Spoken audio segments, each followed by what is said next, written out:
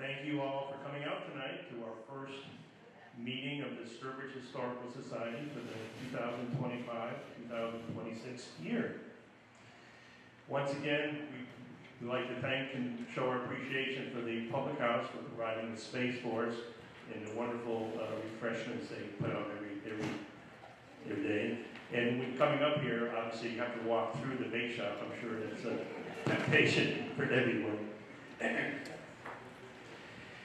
This past Saturday, September 20th, we had a program sponsored by the Historical Society and the Last Green Valley, a tour of the old burial ground by our own friend Bill. It was a perfect day for it. I forget how many people we had, 20, 22. And it was a wonderful program. We walked through, we identified 20, 25 of the more prominent graves. It lasted 2 hours and nobody left. It was a great program. Everybody enjoyed that very much. Good way to start off the fall. Reminder, memberships are due. We usually pay at the beginning of the year to sign up. There's slips up at the table. It's $15 a year, and those funds go to help pay for the programs and other information that we provide. At this time, I'd like to introduce Bob Arnold, who's also the chair of the Historical Society, to introduce some special folks who came up tonight.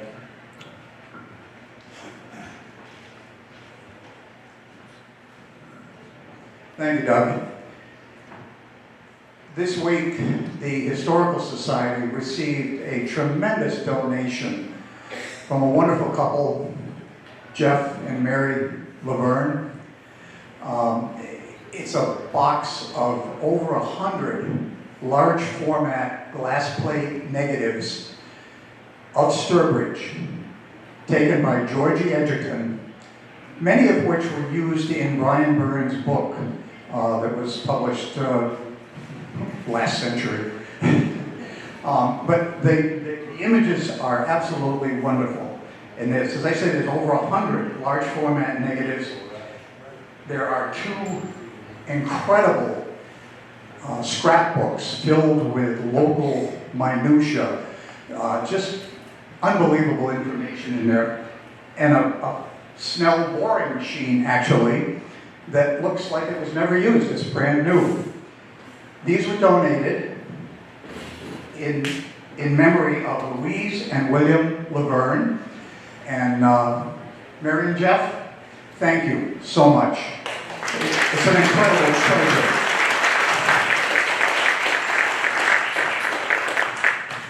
Thank you.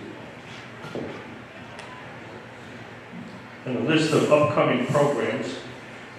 One is not one of our official meetings, but on Saturday, October 12th, I think that's a Saturday of Columbus Day weekend, there's an organization putting on a program to make awareness of the Henry Knox historical trek that took place in winter of 1775-76.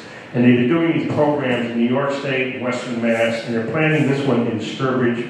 They're trying to include local groups and present some of the history. So just on the side, keep that date open, Saturday, October 12th. And there should be an event on the Sturbridge Common with some historical significance and some town interest. Sunday? I stand corrected, the 12th. No, the 12th. Sunday of Columbus Day weekend. Thank you. For the Historical Society, we have some interesting programs coming up. And the next one will be October 23rd. The title is Strolling Through Concord with Louise May Alcott. That'll be presented by our own Ellen Duzak. November 20th, Lost Towns of the Swift River Valley, Drowned by the Quabbin. Alina Palladino. She's a young woman who wrote a book and actually lives in Ware in a house that was moved out of where the Quabbin Reservoir is now. She wrote a book researching both the family that owned the house and that whole episode of the Quabbin. So that should be interesting.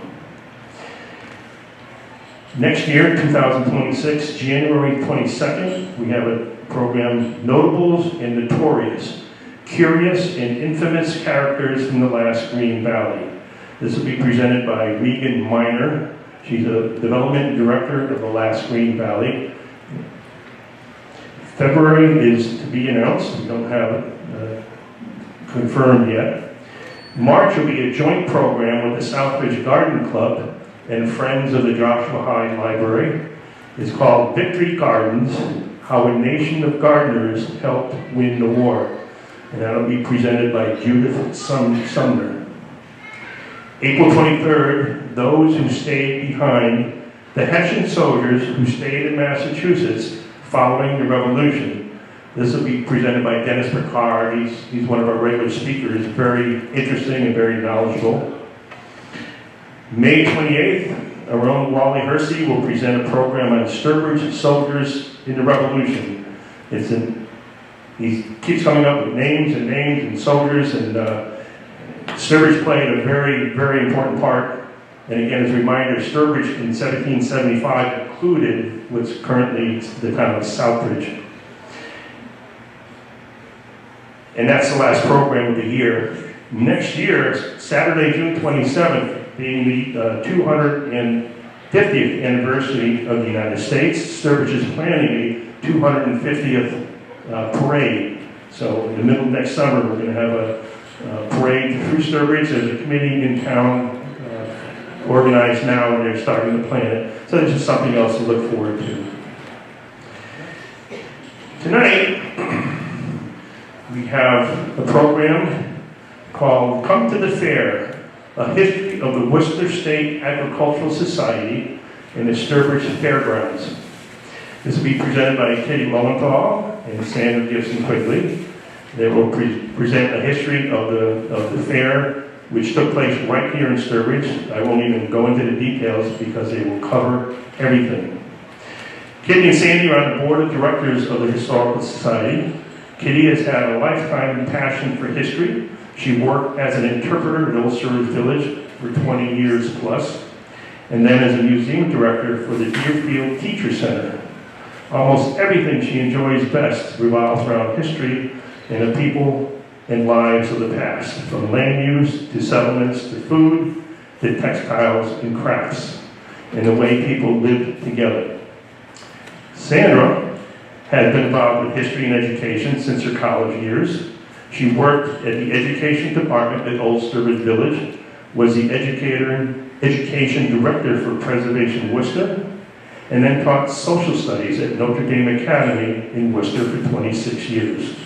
She continues to enjoy exploring history as well as the built and natural environments and sharing her discoveries with others, which they will both do tonight. So please welcome Kitty and Sandy.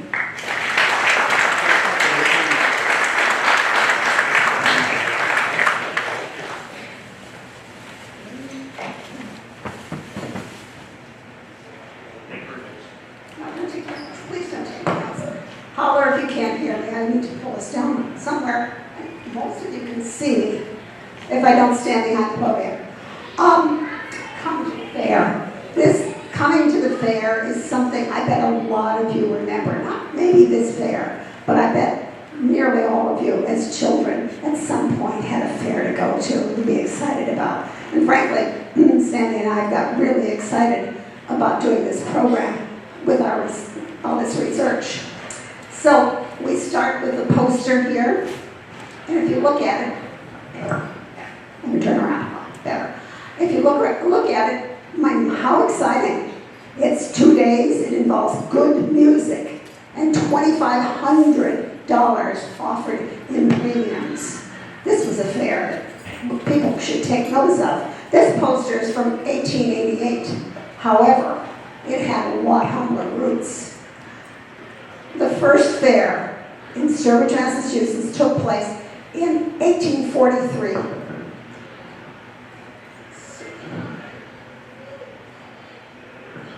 In the early 19th century, progressive agriculture joined progressive everything else to try to improve every aspect of America.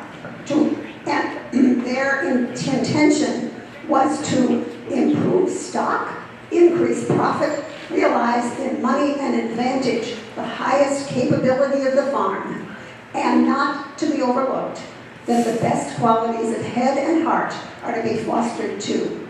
Really, all the florid phrasing in all of these documents are just amazing. They're so praising.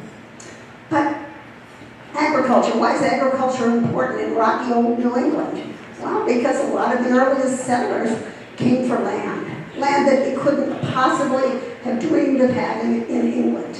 But come to America, there's all this land lying around. Just, you could have a big farm and you could really be somebody. Owning land was owning the means of production. And then for that reason, it's really desirable. So there's a lot of people here farming, and even coming in from the coast. They're coming in for farmland. They're not coming in to build factories or anything. That comes later.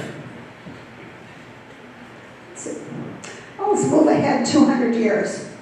You find an America that believes it can be improved, and a group of prominent citizens in 1841 decided, they said, in Kraft's Tavern, Cromwell Bullard innkeeper, and talked about how to form a society to promote agriculture.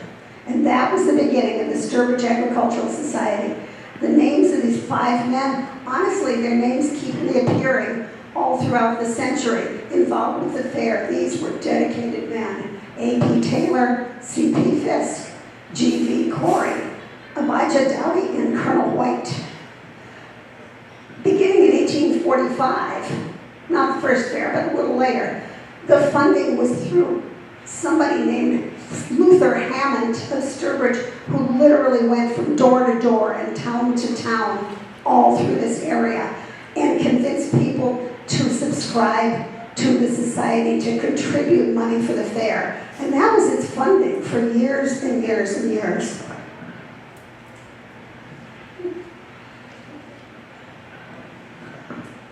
The name of the society, the Sturbridge Agricultural Society, remained that name for 11 years. It was only incorporated into the Worcester South Agricultural Society 11 years later.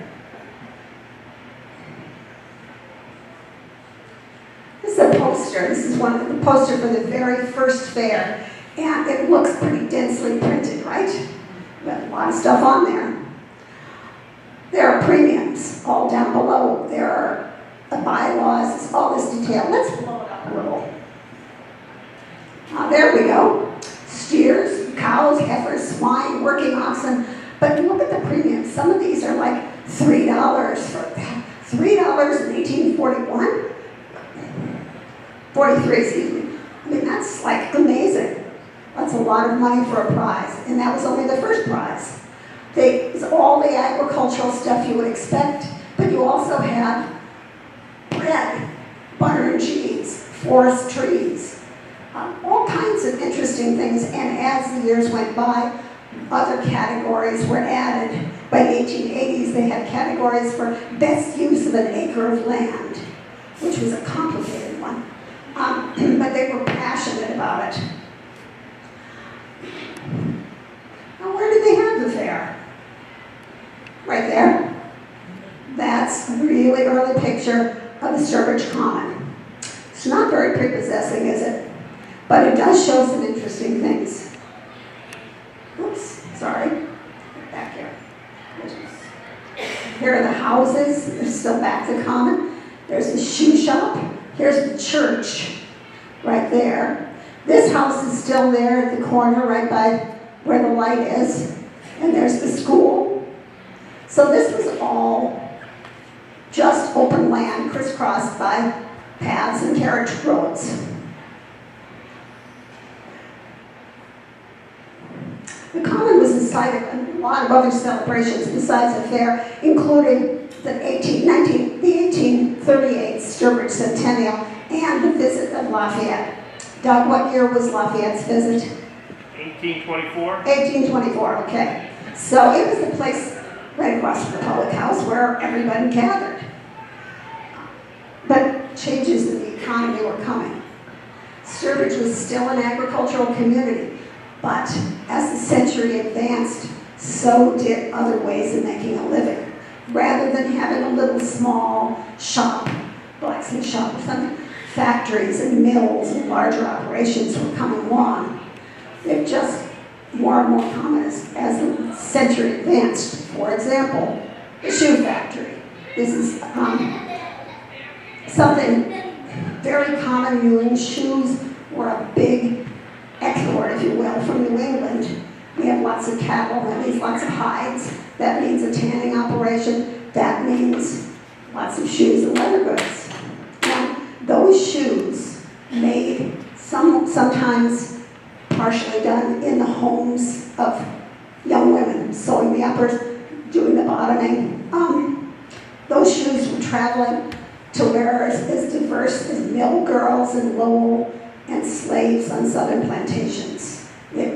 Our shoes went everywhere.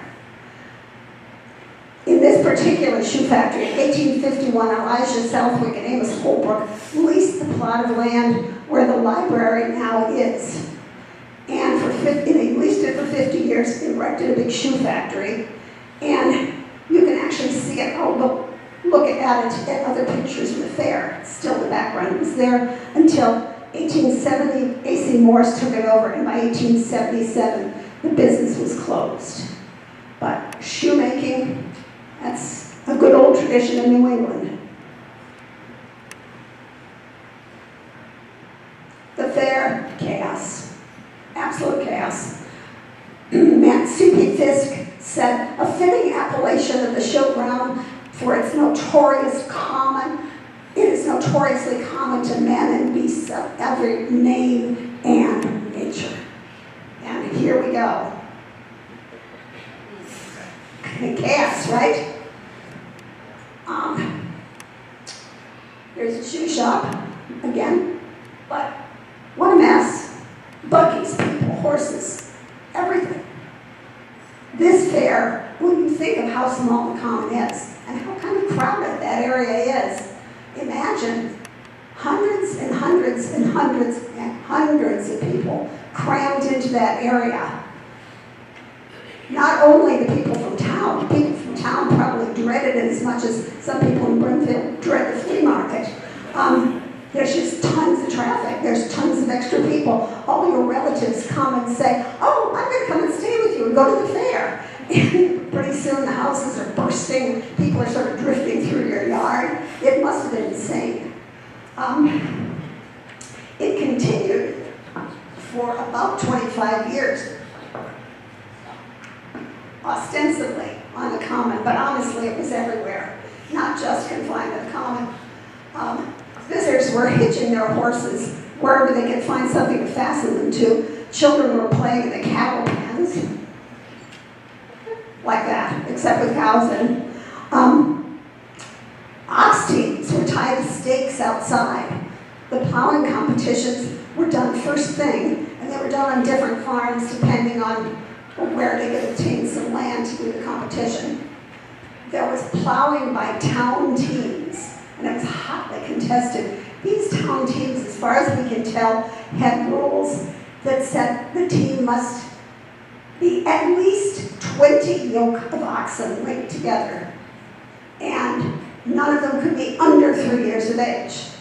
So, and the very first fair had a big team just for show, and I will show that in a minute. The testing of oxen and steers took place on Meeting House Hill. So they've got yoke after yoke of oxen and steers driving around, backing, turning, going through obstacles. Crazy. Oh, but there were horses also driving around the common, and usually there was at least one tip over or smash up if somebody took a corner too tight. There were also what were called fakers, which are any kind of what we would call midway stuff. Guys selling snake oil or whatever. There were oyster stands, there were baker's carts selling gingerbread that children remembered to their long, long gone adult days. Fruits and vegetables and fancy work were shown in the town hall, and the judges' reports of all these competitions were read aloud in the church, and they were really sometimes noted for their hyperbole. This is really, really florid writing. Oh, as of 1883, town was real tired of animals on the common. By then, the fair had moved, so they declared it off limits to cows, sheep, goats, and hogs. And this is the common as it looks today, or not as it looks today, but as it looks after the fair as it was moved to its later location. And what change? That's a peaceful place. It's completely at rest. I think we decided the fountain is probably one of those temperance things, the water for man and beast. Boy, those bad alcohols. And there, an example of one of those long chains of oxen. I tried to count yoke. I can't count them. I think they're hitched to a wagon way at the back, right there. But it looks like 10 or 15 yoke of oxen, each pair with a driver. And this is probably a town team. It's a card leaving Stafford Barn for Sturbridge. It's Sam Rockwell, string of Oxford. So a whole line of oxen like this, it's challenging to drive that many oxen and not have exciting events like kicks and refusals. And there's a team, a nice example. Perhaps this team would be shown in the competitions, probably Ayrshires or Shorthorns, both of which were really prized cattle they had whole classes of their own, so they're quite beautiful. And this is a nice, mature, middle of their years team.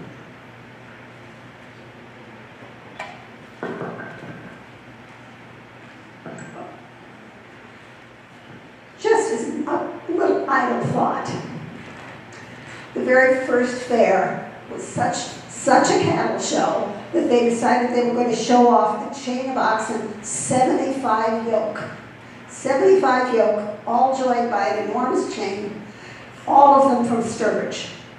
And each pair had a driver assigned to make them look and step their best and be a proper representation of the farm they lived on. You should be proud to be a farmer. They were driven all around the center of town, around the common, up and down Meeting House Hill, as the account put it, zigging and zagging and gyrating to the astonishment and admiration of everyone. In a reminiscence by C.B. Corey, remember C.B. Corey was one of the founders of the organization. He remembers that 101 yoke performed that act in 1903, 101 yoke of oxen. It's unbelievable. And even, he noted, in 1906, they could still turn out 60 yoke in an era when oxen were practically obsolete. So it's an art.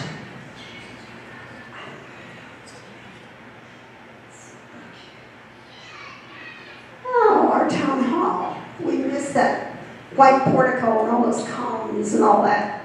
But, you know, this building didn't always look like this. In June 6, 1855, the Sturbridge Agricultural Society incorporated as the Worcester South Agricultural Society for the encouragement of agriculture and the mechanic arts by means of premiums and other means. They had all kinds of things planned, including things to show off to the public, the different kinds of handwork and fancy work. They had a place to do that. So in 1858, the Society sent a request for a warrant article to the Sturbridge Selectmen. Oops. There we are. I'll get back to those buildings. The Sturbridge Selectmen get this, and you don't have to read that handwriting because it's not easy. We're going to do it easy for you. There we go. So, to the selectmen of the town of Sturbridge, gentlemen, we, the subscribers, inhabitants, and voters in said town of Sturbridge, request you insert the following articles in your warrant for the next town meeting, viz.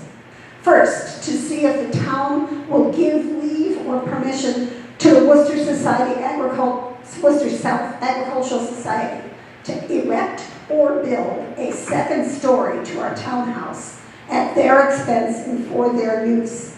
They were proposing to contribute the money to actually double the size of the building. So it was once a one-story building. And their second point is to see if the town will enlarge the townhouse by building on to the south end thereof, 16 feet or sufficient size for a room for the selectman and assessor and for keeping the safe records and books of the town. So they're really asking that the town hall, be essentially doubled. So let's go back and look. There it is.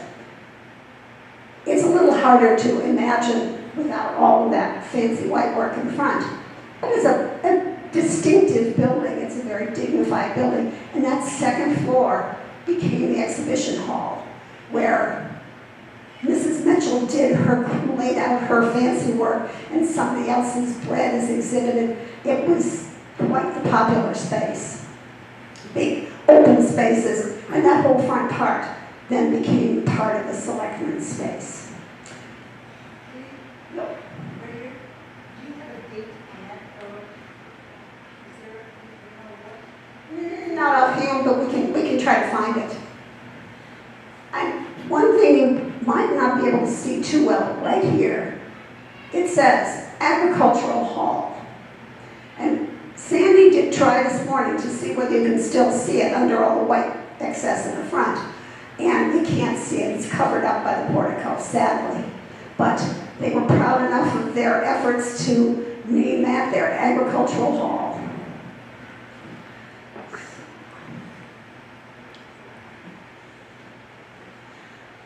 And back to the mess. You remember how bad that was? Well, now Sandy's going to tell us how that was resolved.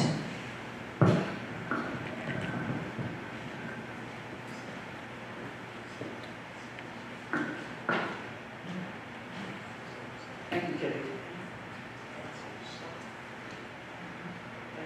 I get the fun part. I have the part with more of the pictures.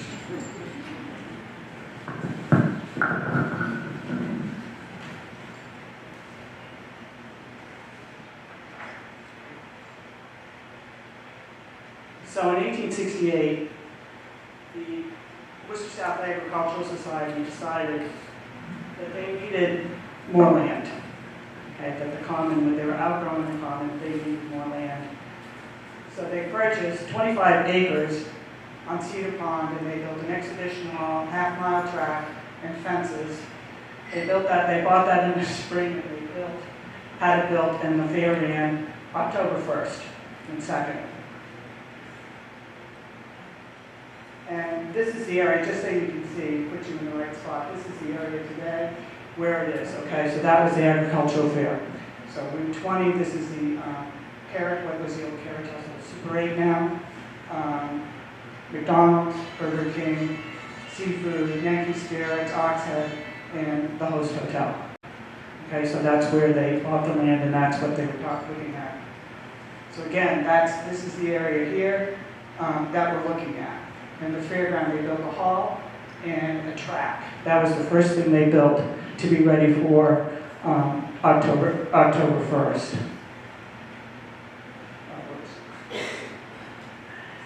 They built an exhibition hall, and you have a description of it from the time. As arrangement of the agricultural hall is such that ample accommodation is had for offices for the president, secretary, treasurer, and committees of the society, with a commodious kitchen and dining room, in addition to the hall for lectures and exhibition. The hall and the modifications to the grounds for the fair, such as the creation of the half-mile track, cost the society $13,000. They had long felt the need for better accommodations and want of additional room for the exhibition of the horses and working oxen on the grounds. They were happy that the half-mile track has been prepared on which the horses may be exhibited in a manner far more satisfactorily to the owners of the animals. And also there's less danger to the lives and limbs of spectators. The cost of the land the hall, the track, other improvements, is $12,362. So they had the town meeting, and they voted to, after it was built, in April of 1868, they did apply to the town to ask them to buy the town hall back. Okay, because remember, the Agricultural Society actually owned the town hall. So they asked the town to buy it back, and they agreed to buy it back for $1,700, because that's what it originally cost for them to build the town hall. One of the things they say about the Fairgrounds, in October 1868, an article in the local paper, the Sturbridge Journal, said that the new and commodious features of it will be the holding of the plowing match on the grounds of the society, where everybody can see it without the inconveniences of making the trip to Fisk Hill. And that evening there were going to be 2 balls given, and one at the Agricultural Hall, which included the music by the Aldrich String Band. And again, this shows you the Fairgrounds. You see you see the building here, and then this is the ticket booth and the entrance. I'm going to talk a little bit about how they expanded throughout the years before I talk about what goes on there. So 1877, they built the judges' stand. Oops, sorry, you guys want to how to do this. They built the judges' stand. In 1880, they built cattle sheds. 1881, they built the grandstand and a barn. And the barn was 100 by 26 feet, had 100 box stalls, 28 common stalls, and they were going to be furnished for the use of the horses entered in the trotting classes, and for also feeding transient horses. So if you're coming in with your horse or your cows, you've got some place to put them overnight. So they begin to do this. So these new buildings with a large number of cattle sheds built last year by the society make the grounds as well equipped and convenient for both the public and the animals as any in the state. So they're moving along and expanding. Fire. They're coming to 1898. And I'm going to take a minute to talk about how we find out things or how we know the history of this, because this is something that I hadn't read about anywhere. The history of the Agricultural Society, or the Fairgrounds, I first saw in Brian Burns' book. We read about it there. And then, there are a couple other sources. As I started looking around at various things, I found there's a Quinnebog Historical Society leaflets. C.B. Corey, you've heard his name. He was a long-time promoter, secretary of the Agricultural Society, the Worcester South Agricultural Society, in, what year is this? 1906. He wrote a reminiscence of the fair, and he goes all the way back.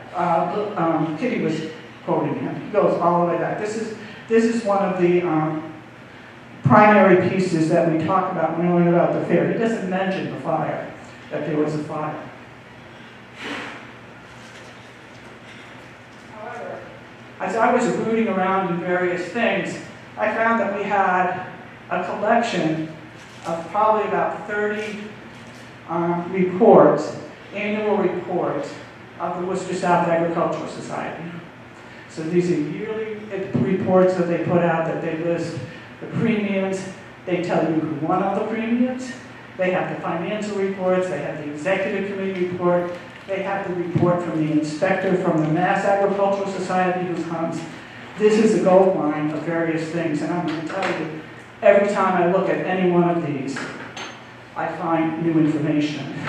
I was looking at it this afternoon at one of them and went, oh, there's something I didn't catch before. There's a lot of information. I was reading the executive committee report, 1898, and it says, 1898 Secretary's Report. The Society met with a severe loss by the burning of the hall building, with its contents totally destroyed on the night of January 8, 1898. This is followed up by, I started looking around, There's a paper called the Sturbridge Journal that was published weekly at that time. The Sturbridge Journal, which is online digitized, not indexed, they have to kind of keep looking around. January 13th, 1898. Excuse me. The large hall of the Worcester South Agricultural Society on the Sturbridge Fairgrounds was burned to the ground Saturday night, January 8th, between 11 and 12 o'clock. The fire was discovered by Stanley White, the entire west side of the basement and first floor ablaze. He gave the alarm. Townspeople gave efficient work in saving the surrounding sheds and buildings belonging to the association. The building was a substantial two-story wooden structure with basement 40 by 90 feet. The origin of the fire is a mystery since no fire is known to have been used in the building since fair times. Remember, this is essentially a barn that's only used for the fair. The basement, perhaps tramps, they suggest. The basement has been broken into several times and used by tramps. The building contained implements used at fair times. The basement, which is almost entirely above ground, contained the tables, crockery, and cooking utensils used in preparing and serving the society's dinner. So the building was completely rebuilt from the bottom up. All right. The journal tells us in March that the WSAS met and decided to take action and build a hall in the fairgrounds to replace the building recently destroyed by the fire. The plans were provided by George Clements, calls for a building 90 by 40 feet with a large room in the basement to be used as a dining hall, a large exhibition hall, and a gallery where products may be exhibited. In the Secretary's report from 1898, and this is in the fall now, they say the insurance of $1,500 was paid promptly. A new hall has been built. Okay, a new hall has been built between March and September. All right. For a cost of $28.44. The foundation, which was not much damaged, was put in good condition for $49. The new building is thoroughly built and well adapted for an exhibition of all the various articles which the society wishes to have exhibited. What's interesting is, again, I can't tell if this, what the original building looked like, because I don't have any reliably dated photographs pre-1898. So the building we're used to seeing was built in 1898. But they, whether it looked like the original building, or this was what the original building looked like for 30 years, I don't know. If anybody ever finds a photograph that was before 1898, that would be great. But anyways, that's the dilemma. This is why you're always finding things out, and you keep sort of finding new things. And there's a lot more stuff that I think to be discovered that we don't know yet. So the society builds a new building, they continue on, and they improve the grandstand. They keep having, as they get more and more people, they have to keep improving the grandstand. 1886, 1887, they build more cattle sheds, they get a new tent, and again, they build a whole new part of they double the size, and then they add a third part to the grandstand, which is what we'll see. So this is the first 1877 where they've built they've added the second part. This is the first part, this is the second part, and here is the judges' stands that they have built. And you'll see here, this is an 1990 map, and again you'll see where they're building the cattle sheds. So the hall is here, here's the fairground, you've got your grandstand here, judges' stand, so this is going to orient you for some of the other pictures that we see later. They're entering here, remember that gate I showed you with the entrance. And then these are the cattle sheds, the horse stalls and cattle sheds. And when we look at the midway is going to be, you're looking like down this way and into this way. All right, so the midway, when they talk about that, we'll get to that. And this is a later photo, but again, this shows you the later expansion. So you've got the first part, the addition, and then the third part. So they really, by 1910, had expanded the grandstand tremendously. And this is a much later photo where they're using the infield for parking cars. Then also in 1911, they built a new entrance to the grounds. So again, here's the building, the hall. They've taken away, this was the other entrance, they've taken away that ticket office. They've actually built a ticket office over on this side. And they built a whole new entryway down here with the intention of, so foot passengers can enter and leave the grounds without danger of being run down. Because I'm going to show you a few pictures in a few minutes. So the place has expanded tremendously, over, of course, the 50 years. This is a 1938 photo, aerial photo, and I show it to you again to show that new entryway. So here's the hall. Here's the entry now down here. They're going to come in. Here are the sheds. Here are the cattle barns, and there's another barn now over on this side of the track. And what you see here, this is a much later photo, but again, you're seeing them, they're in that track. This is now where that circle was as they came in, and you're seeing, this is the grandstand, here's the grandstand, and here's the stuff for the midway is over here, okay? Just to give you that sense. And again, the lake is all around and back here, all right? Just to give you an idea of what we're looking at. All right, what happens at the fair? What are we going to the fair to do? I'm going to read for you, this is a description of the opening of the fair in 1869 from the Sturbridge Journal. The 15th annual exhibition was held last week on Thursday and Friday. Hundreds were early astir, prepared to attend the fair, and Sunrise saw parties from every farm for miles around on the way to the fairgrounds. The cattle marching with dignity of demeanor, the horses shuffling with the excitement of the fair, the family in their Sunday best, and the most spacious vehicles at their command. The officers of the society were on the ground early. At about 9 o'clock, the crowd had assembled in considerable numbers, and the Warren Cornet Band made their appearance and gave a few specimen notes, which were well received. Though we think the band's susceptible of further improvement. Every once in a while, the Southbridge Journal throws in a few shots at people. It's kind of fun to read. The plowing match took place inside the track. At noon, a procession was formed under the direction of the chief marshal and marched to the dining hall to the music of the band, where the officers of the society and invited guests sat down. And they usually sat down to turkey dinners, and following turkey dinners, they had other dignitaries give speeches on the improvement of farming before they all went back outside for the afternoon. What year was that? This is 1869. And again, this just shows you, so people coming into the fair, this is intended to show you how crowded it was. This is the original entrance to the fair, with the animals and the people coming in. But the real reason to come to the fair, and again, we show you the premiums, just show you a few premiums.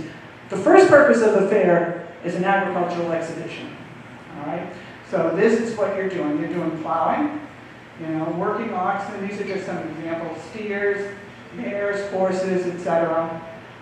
Exhibition in the hall. You've got butter and cheese, classes of vegetables. So this is what the fair is supposed to be, okay? And there's a tension that we start to see that happens between people. They're also showing off their horses. Now, you remember Kitty was saying that one of the issues at the Common was that people would come out with their horses in their carriages and want to go around the Common and show themselves off. And they call that a cavalcade, and they'd form up and ride around the Common. But after a while, some of the young guys apparently riding kind of fast, and they'd have accidents and things. So that was one of the issues. What they would do here, people were still doing this. This is called the cavalcade. And usually at the end of the day, after other activities were going on, they would open the track up, and everybody could come out and go along, take their buggies and whatever, and promenade around the track. And I said they would do this for like 2 hours. Everybody would just go around the track and show off to each other. So this was, let's see, the cavalcade of horses took place, the pageant passing around the track, preceded by the band. The lively music, the gaily caparisoned horses, and the numerous company connected with it all conspired to make the spectacle one of splendor. So again, they're out there, they're showing off for each other. They also, before we get to the trotting races, they were doing showing off of horsemanship. So you would have what they call gentlemen driving their horses, and that was one of the categories that would see. They also would have the ladies would go out and show what they could do, driving, etc. Later, there was some jumping, there were other events. So there was horse riding, horse showing. In fact, there was one year, I can't remember what year it was, when I was reading one of the others, that Ruth Wells of Southbridge, we know her, Ruth Wells of the old Sturbridge Village, won the ladies' division in one of the horse riding categories. But what people really liked, and again, there's always a tension between the fair, the agriculture, and the trotting. And you say, well, they built this half-mile track, racetrack. That's what it's for. It was always the trotting and the harness racing from the get-go. From 1870 on, that was the real draw for the race. So the harness racing was what people came to see. You see them again, there's the grandstand, and so they're coming around the lake. Oops, sorry. The lake is going to be over here, or behind here. And again, one of the things you notice, what do you notice about this? This is the 1888 fair poster. What's on the fair poster? Okay, well, they're telling you, about the premiums, the good music, but what else is you seeing? It's the horse racing.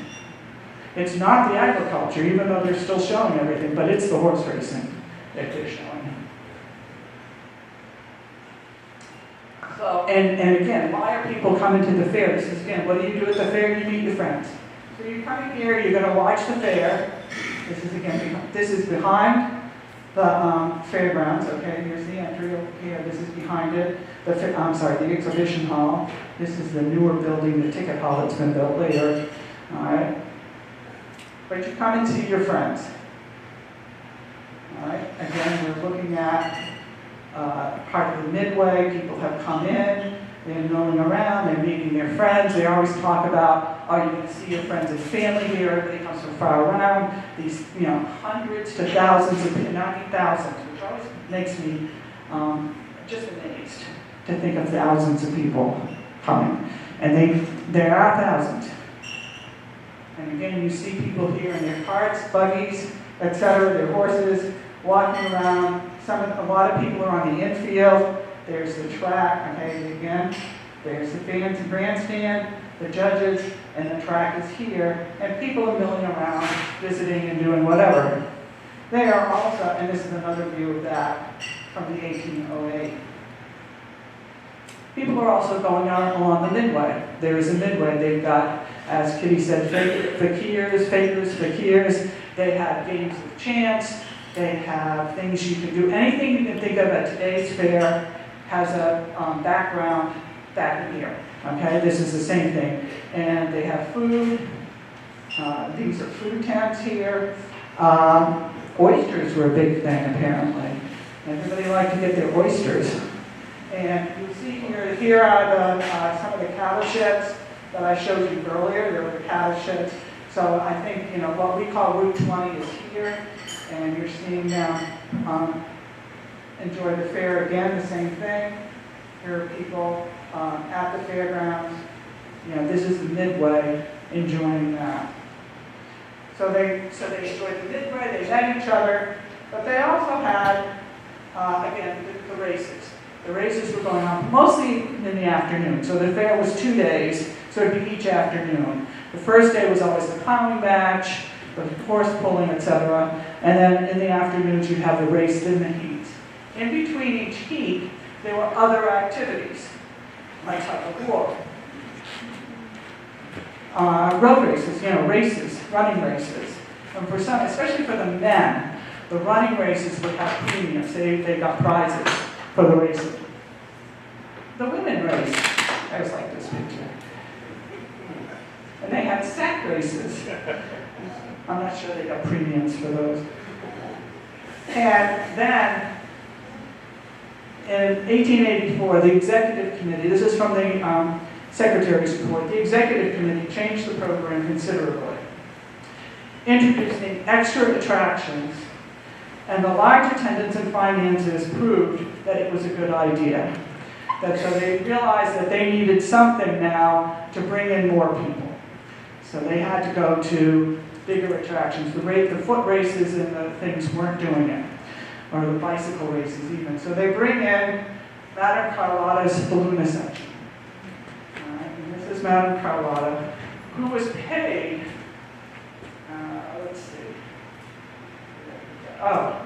paid $278.50, which is about $3,000 today.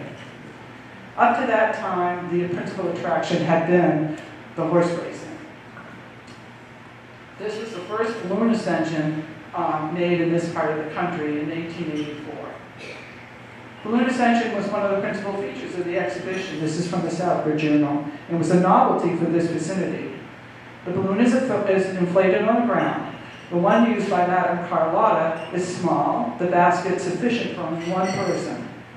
Usually the Madame descends within a few miles of the ground and hires a team to be conveyed back to the Fairgrounds. Friday, the wind was blowing at a rapid rate, and the lady had some misgivings about making the ascension. Fearing she might be carried an inconvenient distance when the balloon was let loose, a strong breeze caught it and hurried it along the ground, narrowly escaping the heads of the crowd. She threw out a bag of sand, enabling it to rise. The wind caught the balloon and carried her to the residence of George Clements, and the descent was made in plain sight of Southbridge. So she was supposed to land on Fisk Hill, so she went to the next hill over. So she got a little carried away, literally carried away. Lady Carlotta was actually Mary Myers and was considered, she was a lady aeronaut. She was Carlotta Myers, actually. She was one of the first American women to solo fly in a balloon. And she's been recognized as the first American woman to pilot her own aircraft or a balloon. And she and her husband actually did a lot of inventing and stuff. They had a balloon farm, and where they did a lot of experimenting with flying and how to do balloons in eastern New York State. She also, during her performances, would sometimes parachute out of the balloon. And if you look at this picture, I don't know who this is, but if you look closely at this photo, here's the balloon rising, here is someone descending or attached to it with something or a parachute, and apparently that was a thing that some of these aeronauts did. So in 1889, there was a balloon ascension by Professor Hogan of Jackson, Michigan. This was the most attractive feature of the whole fair that year. This is again the Southbridge News. Southbridge Journal, I'm sorry. Witnessed by a large crowd, the ascension was a complete success. The balloon rose rapidly to a height of 8,000 feet, then passed into a cloud and was out of sight of the spectators. The aeronaut, who sat on a trapeze bar suspended from the base of the balloon, grasped the bar of the parachute, which was slightly attached to the side of the balloon, and then broke under his weight, swung himself off the balloon, and the descent with the parachute began. He went about 4,000 feet before the parachute opened, and he alighted safely in the road. So these people were doing these rather daring things. I'm going to jump ahead a little bit to show you that Madame Carlotta's husband, Carl Myers, was here in 1907 and had an airship. And that was one of the things they did. He's attached underneath. He and his wife apparently tried to figure out how to maneuver balloons using a rudder, etc. I'm not exactly sure how this works. I was trying to understand it, but I don't know the physics of it. But that's what he's really kind of trying to do. So he came. So the two of them, that's what they made a living doing. They would go around to fairs and be paid to do this. And they were actually very inventive, actually. One of the things that comes up, and this is, I find this quite interesting, the evening, actually, when Madame Carlotta's first, this was 84, Southbridge Journal noted that there's always a ball at the end of the fair. There was always a ball at the agricultural fair. The evening was almost a failure because hardly enough money was taken in to pay the expenses. This was owing to the fact that the Fiskdale Brass Band had a dance in opposition to the Worcester South Agricultural Society on account of being, as they claimed, the band, cheated out of a job of playing at the fair on the second day. The Fiskdale Band has our sympathy. That's the journal's sympathy. We know how such things are. We've been under the same kind of a hammer. The society has to remember that it pays to have people working for them, not to make people mad with how they're not paying them. I find those things quite interesting. So these are the kinds of entertainments that they start having. And these entertainments include things like Wild West Show. We didn't get Buffalo Bill, this is the only example I had, but there were Wild West shows, vaudeville shows, trick bicycle riders, dog shows, boxing matches, baseball games. They would hire the teams, local teams, to come and play each other. They would get paid. Fight and drum competitions. So these are the kinds of things that were going on at all the fairs. And again, what you see is, they're increasing their costs to try to increase attendance. And I will tell you, one of the things that you see happening as you read, some of the expense reports or their financial reports is they are barely, paying their expenses every year. All right, they have no other money coming in except their gate receipts generally. Oh, and they get $600 every year from the State Agricultural Society. And they get $600 every year from 1868 to 1930. By 1930, it's up to $700. But thanks a lot, But other than that money, it's only their gate receipts. And when they have bad weather, there are a few years they lose money because they're bringing in, one of the other things they like to do is the hook and ladder show. And you'll see here the hook and ladder tournament they're going to have. And I always like that hook and ladder tournament. Again, with the trotting races, they have running races, foot races, good music all the time. It's usually either the Fiskdale has a band, the Fiskdale American Band, or the Southbridge Band. They kind of, one year or the other, they trade off, and one of the bands will play. But the hook and ladder competition I found to be quite interesting. The men start from the wire in front of the grandstand. So think about where the grandstand is. They run to their truck, which is on the track. They take the truck to the exhibition hall. So they're going to drive around to the exhibition hall and place a man erect astride the ridge of the building with uplifted hands. So whoever gets up the building first and raises his hand, they're the winner. So that's the competition. Companies are limited to 20 men, and they must run only regular men belonging to the company. You can't bring any ringers in. Right? So that year, actually, Natick came in first, and Southbridge came in second. But these hook and ladder competitions go on, not every year, but they frequently go on as well. One year, 1902, they actually have the Better Baby contest. This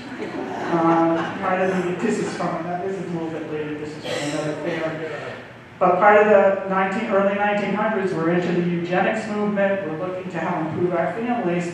And Sturbridge, Worcester South Agricultural Society had the Better Baby Contest.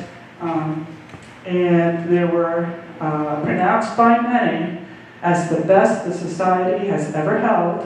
Oh, that fair was. And the baby show was entirely a new feature and quite a success. 26 babies were exhibited. They only did this for a couple of years. I mean, some of them thought, maybe that's not such a great idea. But they are getting concerned. One of the things that the Secretary's report says in 1890s, the expenses of getting ready for the fair are large. Some of the buildings, the fence, and track show the effects of time. Expenses are apt to increase. The society offers large premiums, which is absolute, and so it's absolutely necessary to have large receipts.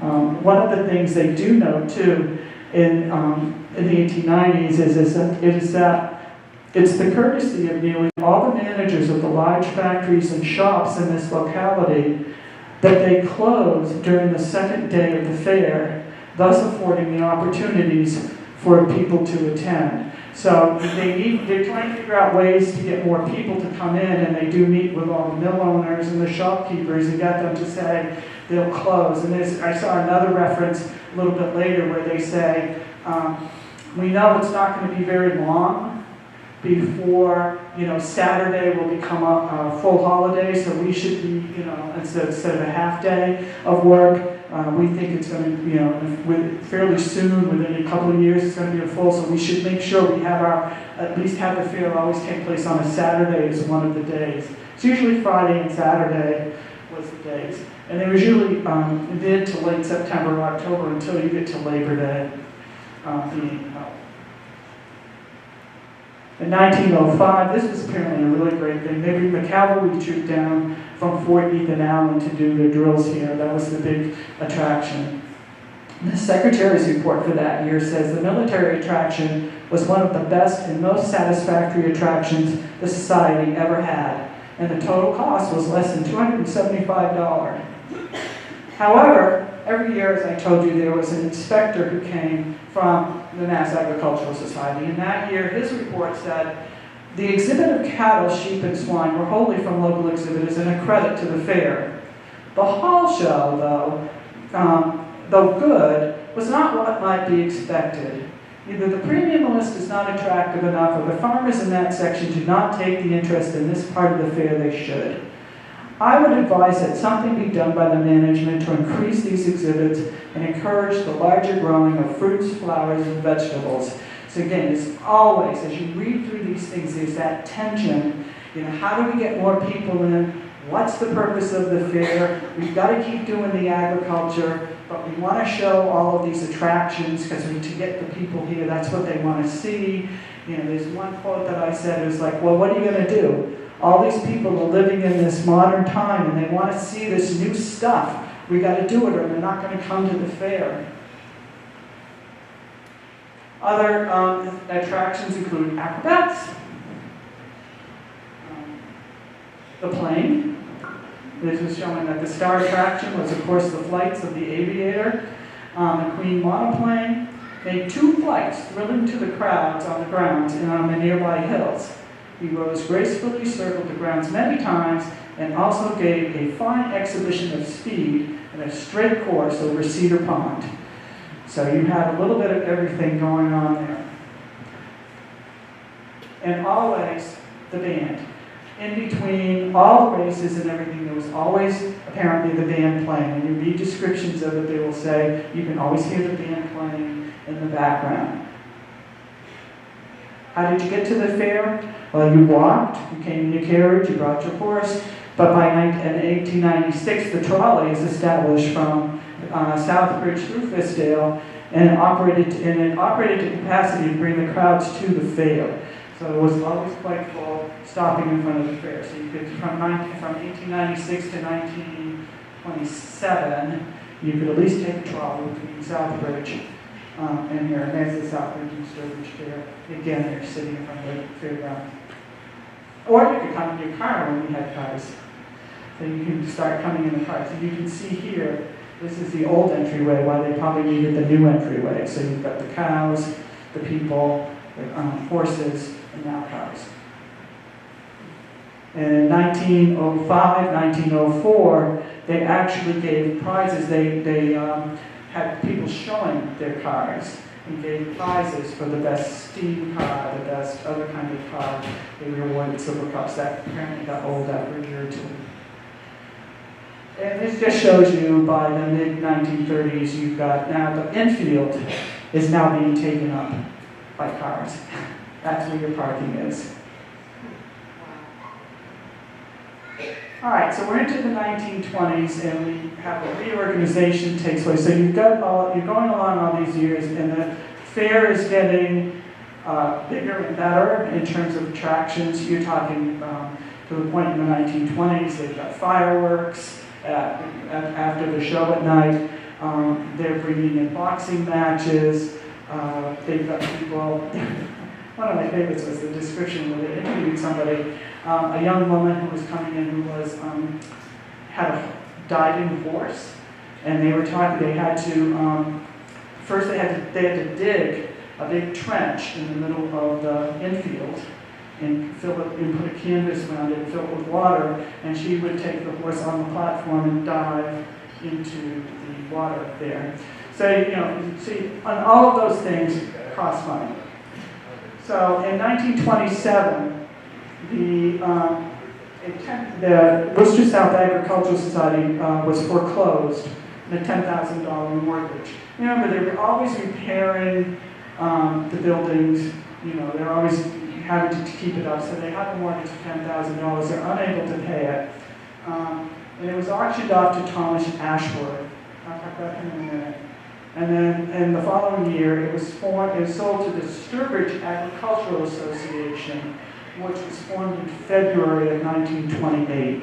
So the Worcester South Agricultural Society went into foreclosure. The land was sold to Thomas Ashworth. He was actually the treasurer of the Worcester South Agricultural Society, and then he becomes the treasurer of the Sturbridge Agricultural Association. I think that part of what happened to them was an increasing cost, an increasing competition. In 1916, Eastern States Exhibition opens, and it's held about 1 to 2 weeks later than the Sturbridge Fair.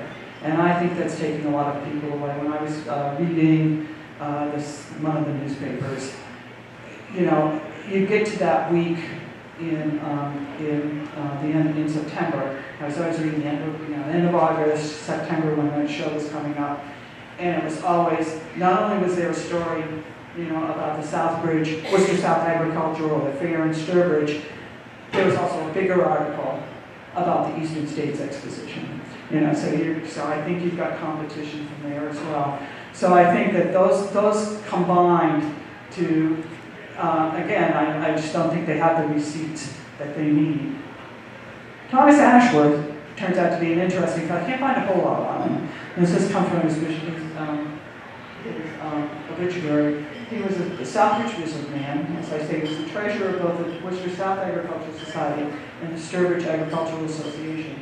He was the owner of trotting horses and the owner of Cedar Lake Stables.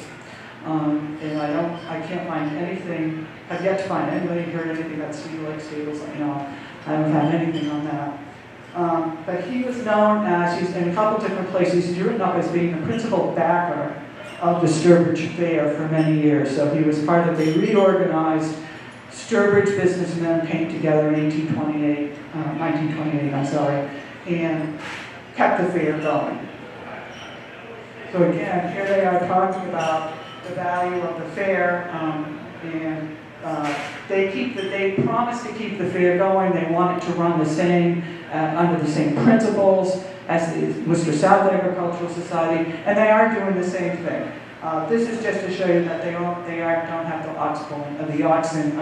the plowing matches anymore. They have ox pulling, horse pulling, but not the plowing. But they still are offered, premiums for fruit, vegetables, etc. This is how you got this mixed up. Sturbridge Fair celebrates its 82nd anniversary. This is our 9th fair. This is 1936. The association will carry on the fair formally conducted by the Worcester South Agricultural Society. And a cordial invitation is extended to all farmers to exhibit their livestock, fruit, flowers, canned goods, and other farm products, for which substantial cash prizes will be given. And again, it's the premiums, always the premiums that they're giving. And they have motorcycle races. Again, they would offer these. These actually take place, this is the year that instead of the motorcycle races taking place during the fair, because it rained during the fair, they had really bad weather. So the track wasn't usable, so they had to move it to September 20th later in the month. The end of the fair. In October 1937, you have the death of Thomas Ashworth. In September 1938, the hurricane. I put in the death of Thomas Ashworth because if he's a principal, because I don't know this, I'm making this up, okay, I'm making this surmise. But from what I read, he's principal backer of the fair. He owns he's a stable owner. He's running trotting horses, and he's racing them in the major trotting races in the country. All right? So he's got a stake in this fair. He kept the fairgrounds going. He kept the track going. I've seen references that said that the track was used for training for trotters. So I think he's a principal backer. He's got the money. Unfortunately, in October 1937, he dies of a heart attack at the age of 57. So that support's gone away. And then in 1930, I'll go back. September 21st, 1938, a week after one of their, they have 4 days of the fair, 25,000 people, the hurricane of 1938 strikes. The hurricane, I can read this to you. Let's see. The hurricane blew down, as they say. All but 3 pine trees came down, and most gravestones were broken in the old burial ground. The roof was blown off the center school. Nearly every home in Fisdale and Sturbridge suffered from the hurricane. Trees were uprooted, chimneys were blown off, windows were shattered, and parts of houses were completely demolished. The grandstand at the fairgrounds was wrecked. Only the middle section was left standing, and that was considerably damaged. So, in 1939, they make the executive directors of the South Sturbridge Agricultural Association make the decision to sell the grounds. It's to be liquidated. Property is going to be cut up into house lots due to heavy damage. The damage is that Samuel Sherrod, who's the executive director, said they can't survive the inroads of decreasing business, extensive damage to the property. Estimated it would cost $12,000 to rebuild the grandstand and rehabilitate the grounds, and they simply don't have the wherewithal. And again, I think because they've lost one of their principal backers, they got nothing to do. The horse racing, the Telegram and Gazette actually says, thousands had visited during the fair. Horse racing strip was considered one of the best in the state and used as a training track for years by harness horsemen. Sturbridge held particular attractions for sportsmen, for the public as well. It was a wholesome atmosphere, one of the finest and smallest fairs in Massachusetts. And so, it was sold, and it was supposed to be, and the intent was originally, was going to be cut up for house lots. This was, and again, you can see here, here's some of there's the grandstand, here's one of the cattle sheds, the barn over here, the exhibition hall, here's that entryway. But these were the plans for the house lots, and on each side, they're going to be in the colonial. Eventually, that never really got into effect. Eventually, some of the houses are built down on Fairgrounds Road. And I apologize if anybody here lives on Fairgrounds Road. I know it says don't come down there, it's a dead end, private. I did drive down there because I really wanted to see what was down there. I'm sorry. But anyways, that land ultimately gets turned into, eventually, the bulk of the area was left intact. Several lots were subdivided. In 1939, they entered into a 20, for some reason they never built on the land. They never did, the guy who originally had the development never did it. In 1939, they entered into a 20-year lease agreement with Outdoor Enterprises, leased the bulk of the fairgrounds for an outdoor ride-in theater. So you had a ride-in theater, which is basically the same as a drive-in theater, and it was used probably for the next 20, 30 years until the 60s. I think 60s. Somebody's going to have to help me out with that. He knows that. As a drive-in theater for probably not great movies. Some of the movies you see here, I think, are B movies at best. Here's one from Ursula Andress, She. This one is showing that this is for adults only, for daughters. So I'm not sure, I don't know, maybe there's people here that went to that, but some of them, they showed some of the other ones too. That would be good to know. But these were the ones I could find. They also had midget auto races. These were in the 40s. I found that they were midget autos. They were driving around and having these races. And you'll see that it says you can get the movies at night. So this is when they, so you could drive around the fairgrounds during the day. The racetrack during the day. And this is what it looked like, probably just before it gets developed, I guess. I don't know. Does this look familiar to you? It does. I mentioned to you before that I remember as a small child the grandstands and the vault. That would have been over here. Yeah. And you had mentioned that most of it had gone over. Yes. Yeah. But by looking at the roofs, the one that I remembered was the center section. Yeah. Yeah. That looks like it while we were running. Yeah. My brothers and I used to race out with go-karts and things around that track. My family had purchased fairgrounds. So I think this is probably in the early 70s or late 60s. Just before it's developed. You see there are houses here. There's never any houses here. This building is here that's now the seafood, but that was Yankee Spirits. Can you remember that? Well, Yankee Spirits is a little further down. Here, that should be the building right there. Yankee Spirits is right next to where the hot tent is. Yeah, that's the seafood restaurant. That's not a seafood restaurant. That's the building. And yeah, you can see McDonald's there. Yeah, no, this isn't McDonald's yet. This is still the other restaurant. This is that Village Victualler. Village Victualler. Oh, okay. And this is the old entryway here. Okay? And Friendly's isn't there yet. We don't have that there yet.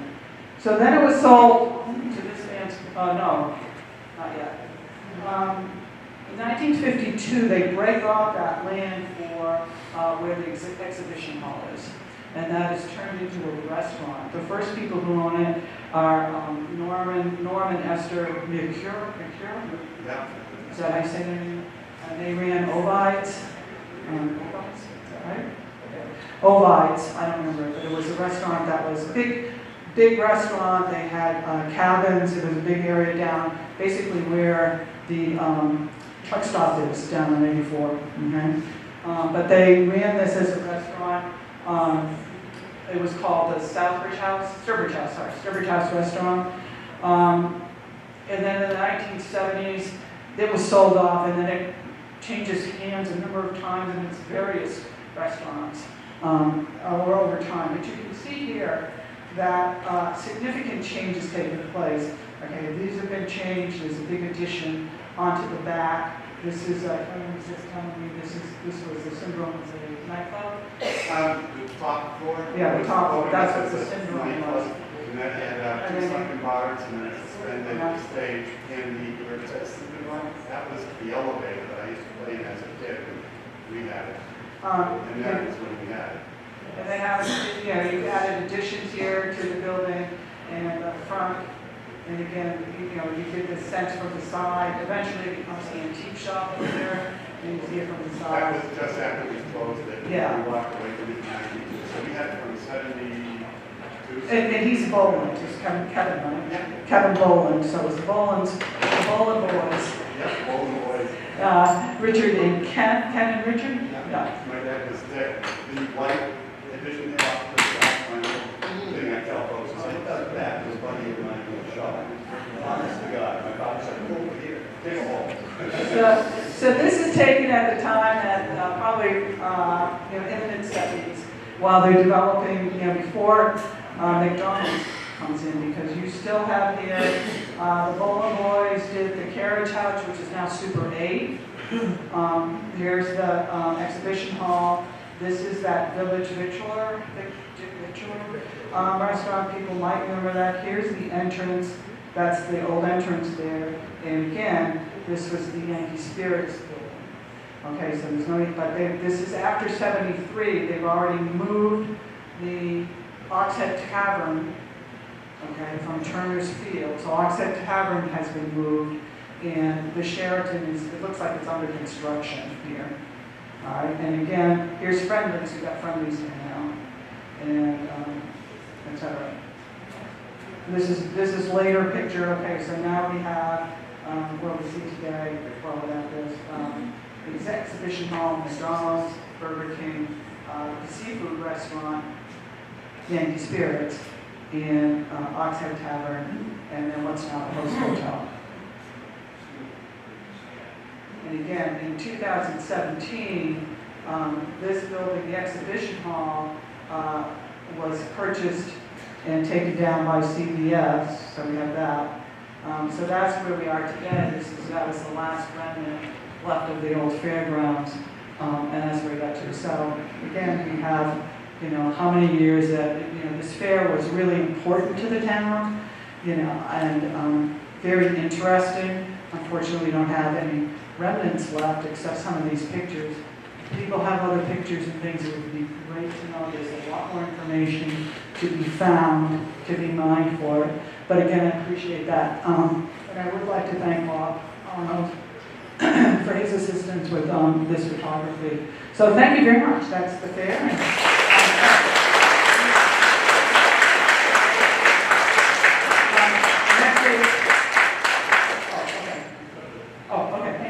I was going to say, Bob is here. Bob lived in the area for a while, right? Yep. And so Bob has first-hand experience of that. But if you have questions, we'll try to answer, or if you have any anecdotes you'd like to share, we'd love to hear it too. But thank you again. Yeah. That's great. Thank you.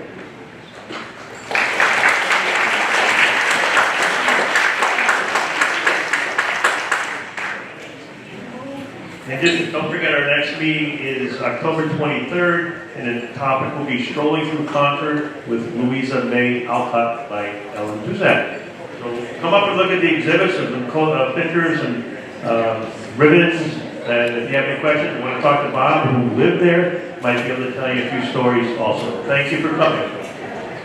And We still have treats.